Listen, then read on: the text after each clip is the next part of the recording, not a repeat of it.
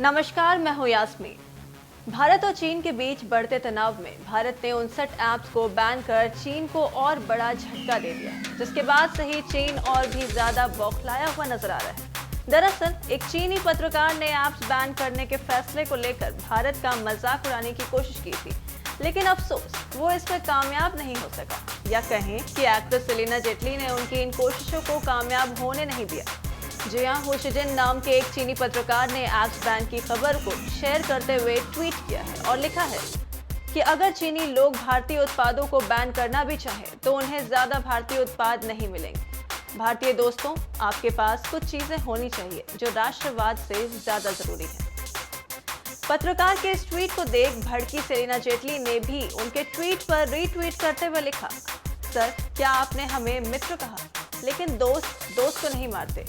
सही शब्द देशभक्ति है और अंतर सिर्फ ये है कि हम अपने देश के लिए मरने के लिए तैयार हैं और आप इसे मार देंगे। हमने वैश्वीकरण को चुना है, आपने युद्ध को चुना, और अब हमारे प्रत्येक शहीद जवान की कीमत आपको अरबों में चुकानी पड़ेगी। सेलिना ने अपनी बात यहीं खत्म नहीं की। उन्होंने एक अगला ट्वीट करते हुए लिखा कि हाँ, एक और बात, इसकी वजह से आप बॉयकॉट डिलेमा में होंगे। याद दिला दूं कि आप एक बहुत बड़े भारतीय उत्पाद या निर्यात को भूल रहे हैं जिसने सदियों तक आपकी सभ्यता को आकार दिया। इसका नाम है बुद्धिज्म। अब आप सोचने के लिए कुछ लम्हे निकाल सकते हैं।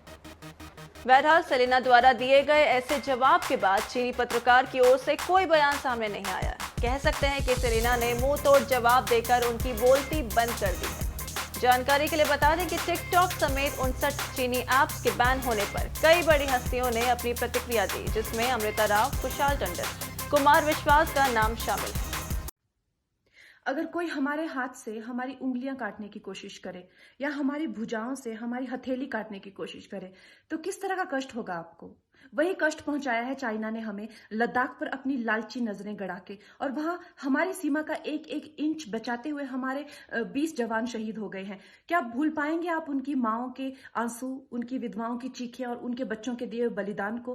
क्या ये सोचना ठीक है कि सेनाओं का जो सरहदों पे जो युद्ध होता है वो सिर्फ सेनाओं का होता है, वो सिर्फ सरकार का होता है? क्या उसमें हमारा कोई योगदान नहीं है?